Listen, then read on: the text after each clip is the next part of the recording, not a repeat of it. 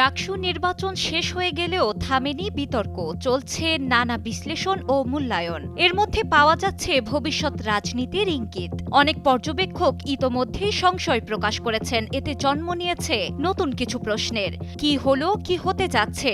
ভবিষ্যৎ রাজনীতি কি ওলটপালট হয়ে যাবে, নাকি আসবে নতুন মোড়?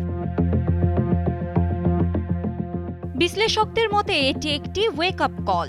দেশের দুই বড় দলের অতীত ও বর্তমান কার্যক্রম থেকেই বহু অসন্তোষের কারণে ভোটের বাক্সে বিপ্লব ঘটিয়েছে শিবির। ভোট নিয়ে নানা অনিয়মের অভিযোগ থাকলেও কিছু আশ্চর্যজনক কৌশল যে ছিল তা অস্বীকার করার উপায় নেই। তবে ধারণা করা হচ্ছে ডাকসু নির্বাচনে শিবিরের জয় এবং বিরাট ব্যবধানে ছাত্রদলের পরাজয় সুযোগ করে দিয়েছে জাতীয়তাবাদী দল বিএনপিকে। এখন হয়তো সক্রিয় হয়ে উঠবেন তারেক রহমান। ঢাকা বিশ্ববিদ্যালয়ের হলে গত এক বছরে শিবির সক্রিয়ভাবে কাজ করলেও তা গুরুত্ব দেয়নি ছাত্রদল। শিবিরের প্রার্থী নির্বাচন নিয়েও তারা কোনো আন্দাজ করতে পারেনি। আর ভিপি প্রার্থী সাদিক কায়েমের পরিচিতি ছিল আগে থেকেই। অন্যদিকে ছাত্রদল পপুলার ভোটের উপর ভরসা করেছিল, যেখানে হতাশার মুখ দেখতে হয়েছে তাদের। ডাকসু নির্বাচনে কৌশলগত ভুল ছিল ছাত্রদলের। দেখা গেছে প্রার্থী নির্বাচনে দক্ষতার অভাব। যেখানে শিবিরের প্রস্তুতি ছিল অনেক আগে থেকেই, এক বছর আগে থেকেই ডাটাবেস তৈরি করে ভোটের আগে ভোটারদের কাছে পৌঁছেছিল দলটি।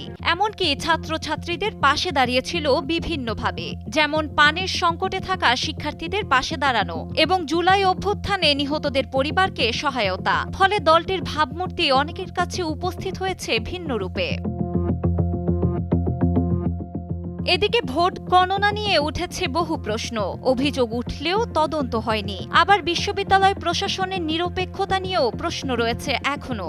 সবকিছুর পরেও শিবিরের বিজয় ছোট করে দেখার সুযোগ নেই। অনেকে তো এমনও বলেছেন শিবিরকে ভোট দিয়েছে ছাত্রলীগ, যদিও আওয়ামী লীগের ওয়েবসাইটে এ নিয়ে কোনো মন্তব্য নেই। ধারণা করা হচ্ছে পর্দার আড়ালে হয়তো অনেক কিছুই ঘটেছে যা বিএনপি জানতেই পারেনি।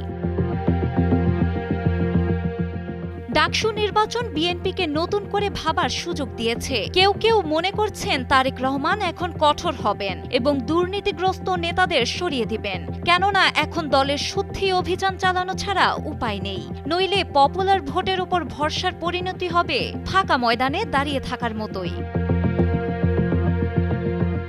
ডেস্ক রিপোর্ট, সময়ের আলো।